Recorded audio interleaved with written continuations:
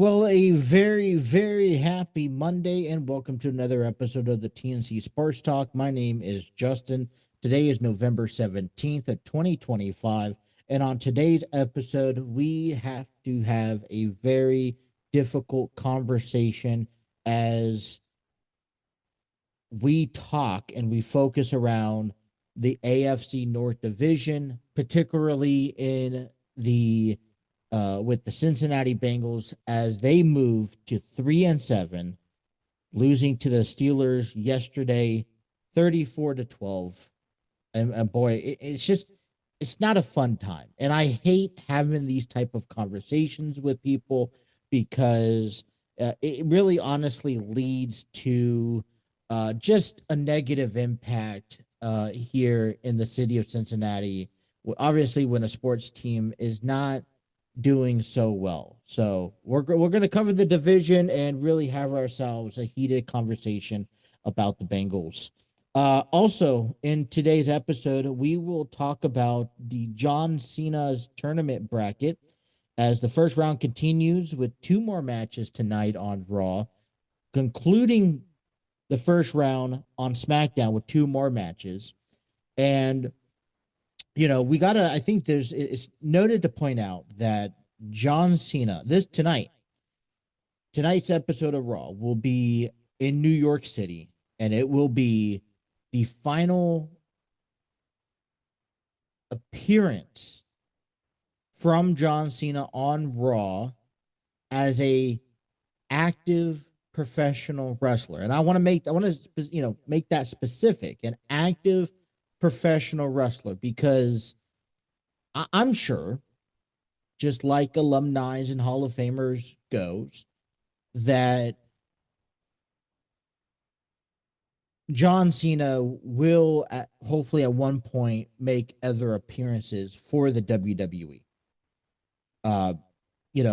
Despite rumors and speculations that, he's going to wrestle beyond 2025, regardless if that is true or not, the concept is that I strongly believe that he will at least make a WWE appearances from time to time, as needed, as a retired professional wrestler.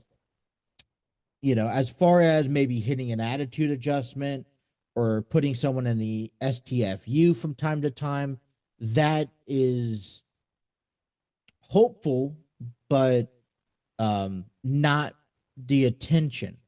The attention is that, whenever there's a spectacular moment, and calls upon John Cena to return just to make an appearance and say welcome to Monday Night Raw, this is where John Cena will excel, as his generation of talent is kind of dying off. If you figure that the last active wrestler from his generation is going to be Randy Orton. Chris Jericho has wrestled long, when I say active, from this generation, I'm specifically talking about World Wrestling Entertainment, because there are athletes like AJ Styles, I believe, that have wrestled from other promotions in the late 90s, early 2000s that are maybe still active. But for kids like us growing up, watching Raw, watching SmackDown, we saw the group of guys in WWE like Randy Orton, Batista, Brock Lesnar. I'm going to say even Kurt Angle. I know he came in a little bit older than the rest, but those are the guys that I mention when you have this attitude era adjustment being brought to the surface.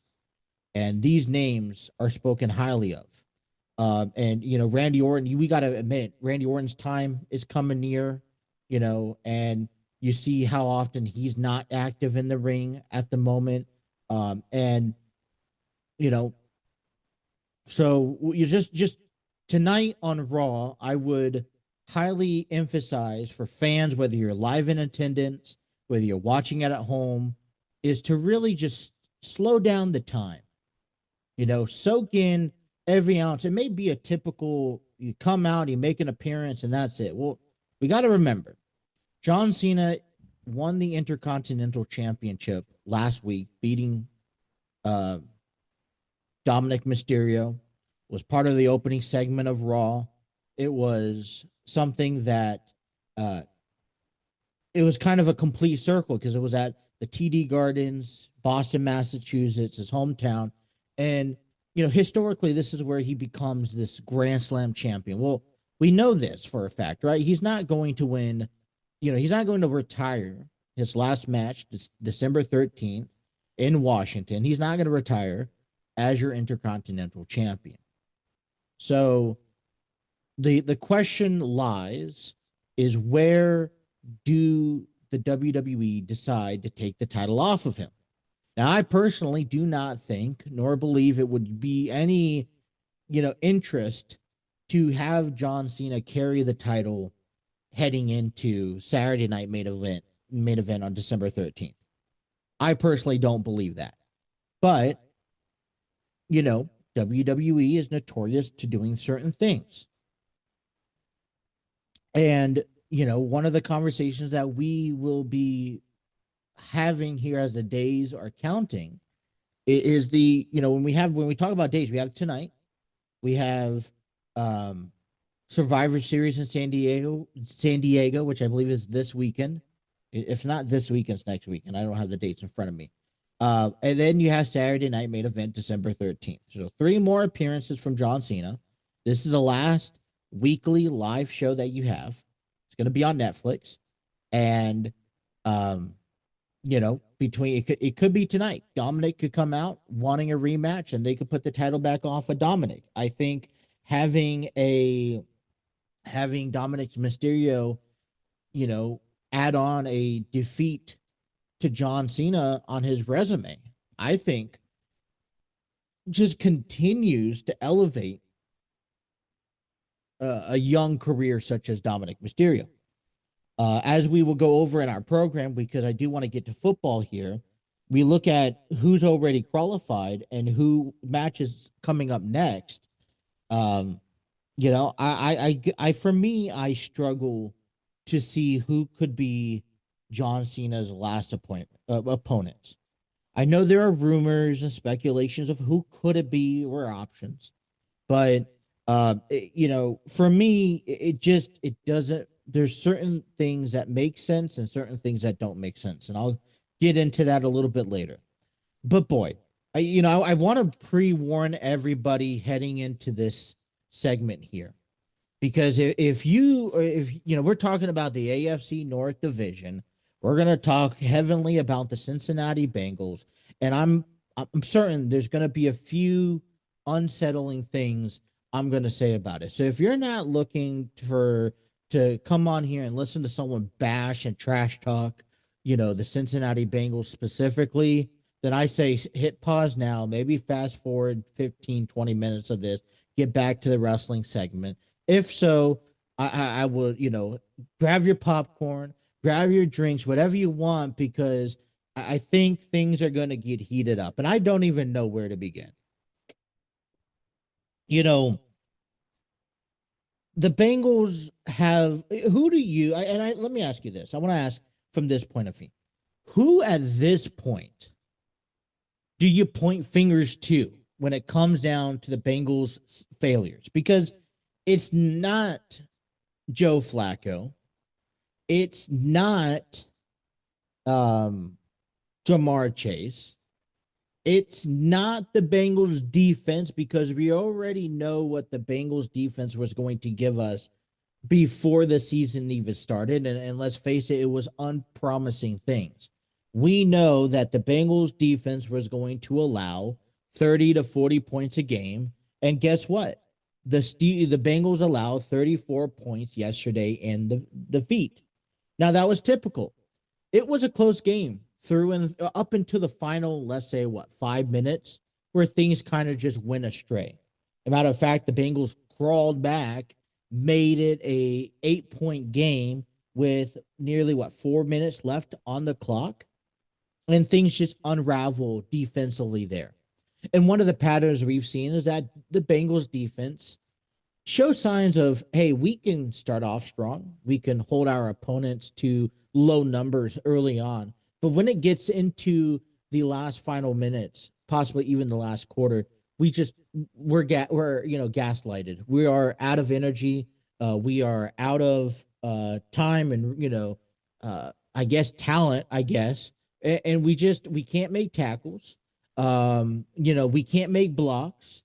We trip on our own feet and we just stumble and we allow the other team, if they can outlast us up to the fourth quarter, then they will beat us. And we've seen this. Okay. We've seen this out of the game against the Bears a few weeks back, the Jets, games that we should have won.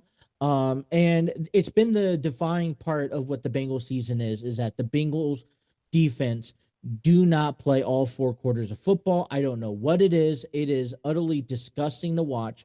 And I excuse me. The only thing that I find consistent is the inconsistency from the Bengals. Matter of fact, they're more consistent for giving up the ball games late in the going. Okay, I'll give you them that. So we already knew this, though. We knew this heading into the season. So we can't. I mean, I wouldn't point. I don't point fingers to the defense. I think, and I don't know where it is exactly. We're going to want to fix that issue. Is it the coaching staff, or are you going to replace all 11 men on the field? Because to me, when I've been watching as me watching the games, trust me, it's like I'd rather eat a bowl of nails instead of watching the Bengals play at times, because it comes to my attention that their problem is they can't tackle. They play two-hand touch, and I don't understand how someone could take away three defenders and we barely get our hands wrapped around them. I don't get it. I'm trying to find answers, and I can't see answers anywhere on any analytics, any specialists out there talking about Bengals football. And I feel like that is the definition. That's not the definition. That is just how the entire season has been. The defense fails us. You can't blame Joe Flacco. I feel like Joe Flacco has had one of the best bounce back seasons of any quarterback in NFL history. And if this team was just a little bit better, you would arguably, say he could be a potential MVP candidate, or he could definitely take this team to the postseason. Sure, he's not the perfect quarterback. He struggles getting the team off and going, but realistically, what does Joe Flacco have? Joe Flacco challenges. He doesn't have the support of the run game. When he does, it's a hit or miss. I want to see more out of Chase Brown. We did see a solid performance yesterday on the run game. And that was, I think that was, good to see, because he was, able to then connect to it. Obviously, people are still going to team up on Jamar Chase and T. Higgins. So you need your other receivers, and Noah Fant, I mean, for example, had plenty of opportunities to catch the ball, when passes came his way, and he fell flat. I think we have a separation of talented receivers from top to, and you have your T. Higgins and Jamar Chase up top. Everyone else is down below. And I think it's very concerning. It is very concerning. But Joe Flacco, I do not think he's a issue with this team. He stayed in the pocket. He's been calling a good football game, especially down the run. He deserves to be re-recognized in the NFL. I don't know how much time he has left on his career. I'm certain that he more likely ain't going to stay at Bengals, but he's really creating himself a resume for the offseason here this year. You can arguably say that, let's work on the run game. The offensive lineman needs work. Sure. Do you point fingers at front office? Is it time to pull the question would be, is it, I'm going to ask the question for the first time here, and I will ask it, is it time to pull Zach Taylor from the head coaching position. I mean, something has to be done. Is it the offensive coordinator now calling the right plays, not strategizing this game? Is it the defense, the coaches, coordinator, whatever you want to call it? Who is it? Is it the receptionist at the front office, answering calls, taking appointments? Where on this chain of command throughout the players on the field, the cheerleaders on the sidelines, coaching staff, GMs, owners, is it the concession stand's fault? Is it the fans' fault? Are we to blame? Are we the ones who are making the Bengals lose? How do we help this team value their potential? You have one of the best defensive tackles out there in Trey Hendrickson, not doing anything. You have Shamar Stewart, who I think he's trying to step up. Joseph Osai is trying to step up. Battle there, all trying to make good names. I feel like we have a talented group of people on defense. It's not ranked number 1 in the NFL, but I do not believe that we have a ranked 32 defense. I feel like the problem is somewhere else, and I don't know where it is. And so I'm asking, I'm trying to not find excuses, trying to find all the possible problems. And I'm even questioning is it the fan base? Is it the city of Cincinnati? Okay, did we not say a prayer? Did we not support the team enough? Did we not buy enough jerseys? Is this team boycotting this season? Whatever the case may be. But what is it that is holding the Bengals back? Because they are contending against good teams. They are making things interesting. They're falling flat week in and week out. Logan Wilson got traded before the deadline a few weeks ago to the Dallas Cowboys. We received nothing out of it. He's been asking for a trade for quite some time. And, I'm glad he asked for a trade. I'm glad that he's getting the opportunity. I don't think the Dallas Cowboys are winning anything anytime soon, but I'm glad that he's getting a new image. And I'm going to encourage all 22 men on the field. Okay. You get an open opportunity to play for a different team. I'm going to say take it. Because to me, in this vision, I don't see this Bengals team going anywhere anytime soon. And I feel sorry, especially for a player like Jamar Chase, for a player like T. Higgins, for someone like Joe Burrow, who believes in so much of this process, this system, this process, that they're willing to waste a career, a talented career, that they could be successful in Super Bowl wins and being the next biggest thing and getting the top dollar. They're putting all that aside for a community that, a community that deserves to win, yet a community that, but for an organization that doesn't deserve to win. They're going to go nowhere fast. And our time clock here, we're punching out. I feel like fans, it's hard, as much as a Bengal fan you have, hey, we're going to roll over to and support those Cincinnati Bearcats because they're about to hit a bowl game. They won, and if they win out, they could even find themselves in the college football playoffs in January. So I don't blame fans saying, all right, what's the next thing? College football, Bearcats right up the street at Nippert Stadium in downtown Cincinnati, about walking distance from the Cincinnati Zoo. Okay. Let's go support them. They got a good basketball team as well. Okay. Kentucky Wildcats is another great organization for basketball. I know their football team's not quite playing, but they think they still have an opportunity for a bowl game as well. And move forward. FC Cincinnati is really taking headways because guess what? That's, our football team is not playing any better. It's unsettling because, I think this is a sports town. And we really express how we do feel, and it's hard to be supportive on a team that is just um just is very underperforming. Now, I'm not saying we should be sitting here and we should be 8-2. I'm not saying we should even be 6-4, but to be 3-7, I think is absurd. Which leads me to the next question. I know this has been the number one talk since last week. We saw Joe Burrow finally get back to the practice field, playing with his team.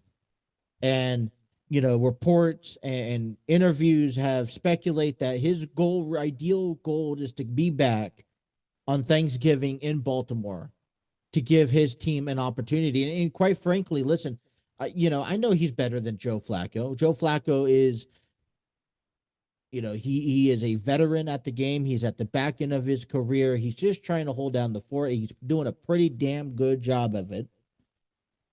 But I would say that Joe Burrow and Joe Flacco right now, if you put them side by side, I would say I'd throw any of them out any day to try to get a win. So I know that there are arguments. Certain people say, hey, why not?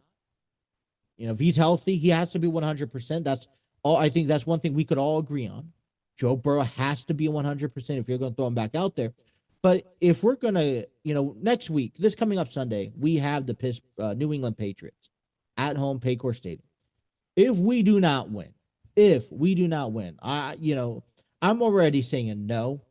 Stay with Joe Flacco. Let Joe Burrow just heal. I'd say at best, put Joe Burrow back in against the Browns, last game of the season, even just for a drive to show us that he's ready, that he's healthy. And that's it. That's all I would do. Otherwise, I'd say, listen, don't even entertain it. I don't even want you practicing because I don't want to give Burrow any, exposure to getting hit, getting injured yet again. And, I want him to take this next year and just let's rebuild, let's regroup, let's figure out what we're going to do and how we're going to resolve a lot of our issues at the table. And let's try to get back at it during next season. Because, this season is a long shot. It is. We need, we're in desperate times needing a win here against the Patriots coming up Sunday. And then we have to win out. And even winning out, what does that honestly give us? A 10-7 record. And quite frankly, right now with how this division look, and we'll look at that later on in the week, but this division is starting to separate themselves, quite frankly. I mean, we're in a division that you just gave Pittsburgh a new hope. They've been struggling the last week since we beat them in week 7. The Pittsburgh Steelers have been struggling at the front. They came into yesterday's game 5-4.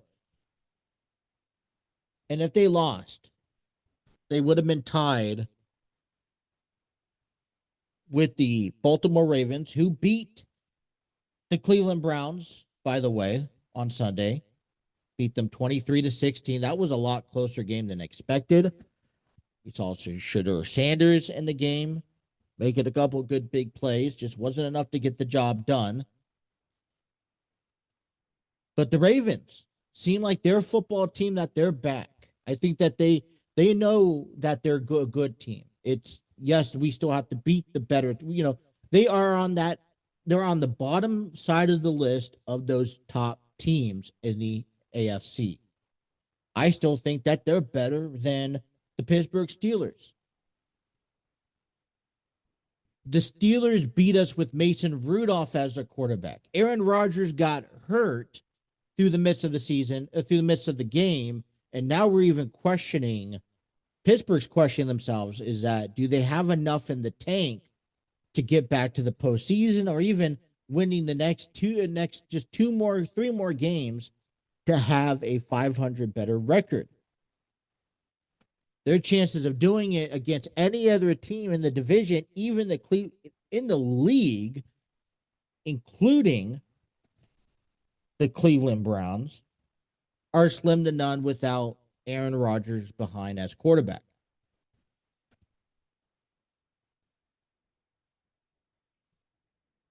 Baltimore, like I said, we're right there with them. They're 5-5, second place.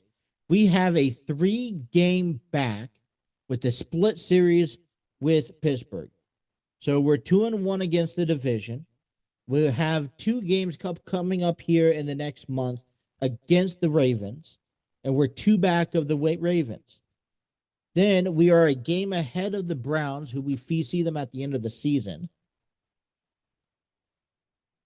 And we can't focus about wild card. We got to focus on our division. We have to beat our division, and that's a no-brainer.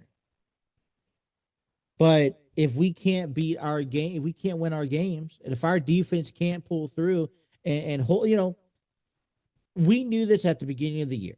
I know I'm reiterating what I said about a few minutes ago, but I'm going to say it again. We knew that our defense was going to give up between 30 to 40 points, and that our offensive job is to at least put up 30, 40 points. I understand that that 12-point Sunday was not good enough to win this ball game, and if we had a better offensive ability, offensive strong suit throughout the game yesterday, especially from Joe Flacco, but you can't expect every game to be perfect. Okay? If we don't win against the Steelers or Patriots, this Sunday, I have zero negative entertainment to bring Joe Burrow back for the rest of the season. I would be livid to see Joe Burrow back there on Thanksgiving if we can't win on Sunday. So 1:00 time, this coming up Sunday, Bengals, Patriots at Paycor Stadium. We also have the Ravens at home against the Jets. We have the Steelers on the road against the Bears, who are playing very well, at 1:00. The Browns are going to Las Vegas to play against the Raiders at 4:00 on Sunday. That all heads in before Thanksgiving next week. I want to hear what you guys have to think. If you guys are, I encourage you guys to head on to our YouTube page, right in our creation center. Let us know what you think about the Bengals. Does Joe Burrow come back to and play at some point this year? All right. Monday Night Raw here is live tonight on Netflix in New York City. It will be John Cena's last Monday Night Raw live appearance, and I do say this as a active professional wrestler. He has, 3 more dates on his calendar. That is tonight at Madison Square Garden. That is in San Diego, California at Petco Park Survivor Series. And that is in Washington, D.C. For Saturday Night Main Event, December 13th. Okay. According to Ringside News, Madison Square Garden puts up nostalgic decorations to celebrate John Cena's last WWE Raw. And I think it's going to be just a special moment. And I think a lot of people, you should just be able to soak this in. Now, one of the big highlights news heading into this Raw here is this John Cena's tournament bracket.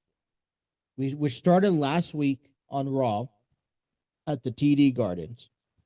The first round will conclude this Friday on SmackDown, as a handful of matches have already been accomplished. So far, we've had Rusev beating Damian Priest, Sheamus being Shinsuke Nakamura. We had Jey Uso beat The Miz and LA Knight beating Zack Ryder. Tonight, we are expected to see Gunther taking on Javon Evans and Solo Sikoa taking on a surprise opponent.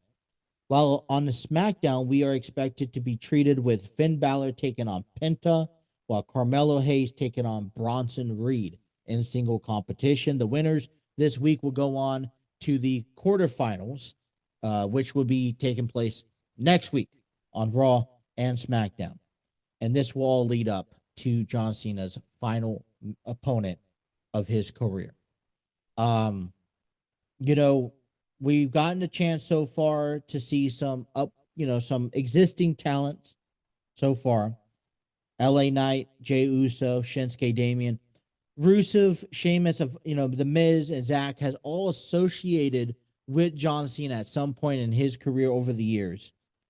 And, you know, I I think that it's nice because I think there was a leverage, maybe a biased opinion that we would have saw the Miz or even the returning Zack Ryder, which I think caught a lot of people off a surprise um, to see him return.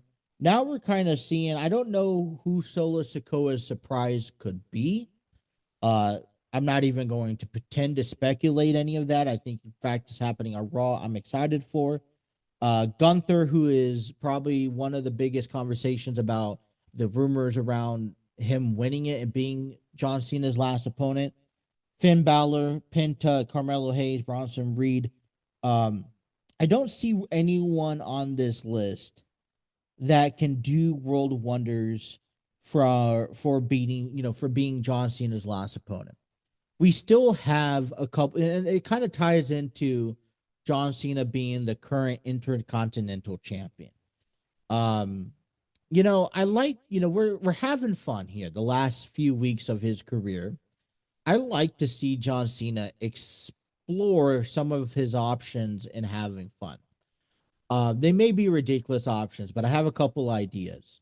For first off, we've gotten to see the United States Championship and the WWE Championship convert into spinning belts that John Cena created.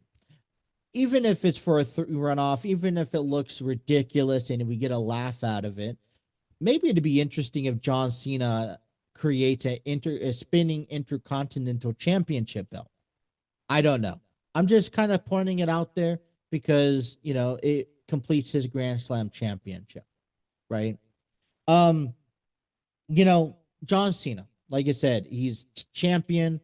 I don't think he needs to carry the IC title into his final match in December. Obviously, he's not going to retire as the Intercontinental Champion. Um, and I don't think there's no point. It doesn't benefit unless, and so it kind of becomes problematical if you do keep this title on him throughout that date because he's going, because you kind of almost figure that whoever his final opponent will be will probably win that title from him. Now, a lot of wrestlers, I think would argue and say, would probably like to win their final match of their career, but it's more about maybe giving back. And I can see John Cena giving back.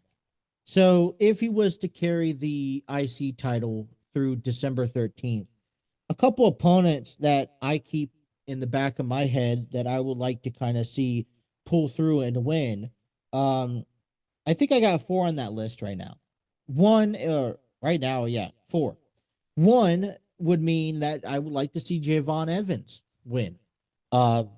It could push and catapult his career to the next level if the WWE feels like he's ready to go by not only beating John Cena, putting that on your portfolio, but becoming the IC title, and there you go. Carmelo Hayes is another person on this list that I really like to see. He was a big name in NXT. I feel like they have underutilized him ever since he got called up. I think this is a perfect spotlight for him not only to beat John Cena, but take that IC title from him, and it kind of kicks off his title reign and his push here in the WWE.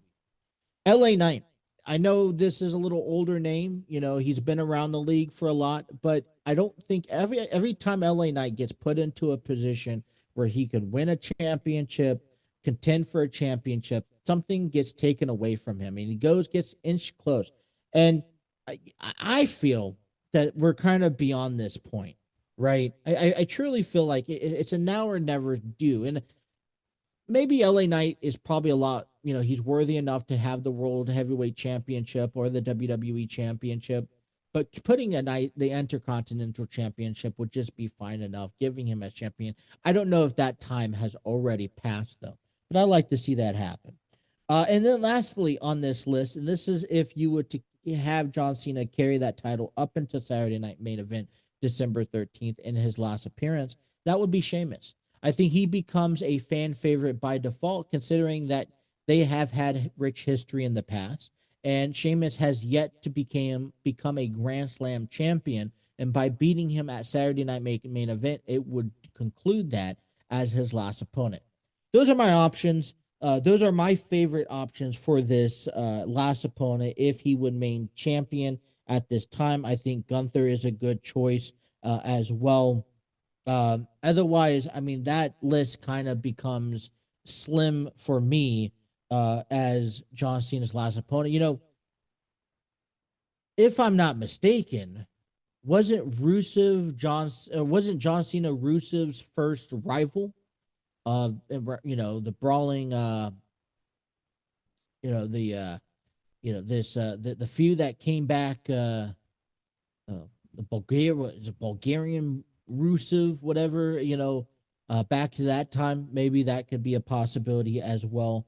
But man, maybe it could be this surprise opponent, which I'm excited to unravel and discover as Raw kicks off on Netflix later on tonight, coming to you out of Madison Square Garden. So much to see, so little time as you're running down towards the end of the year.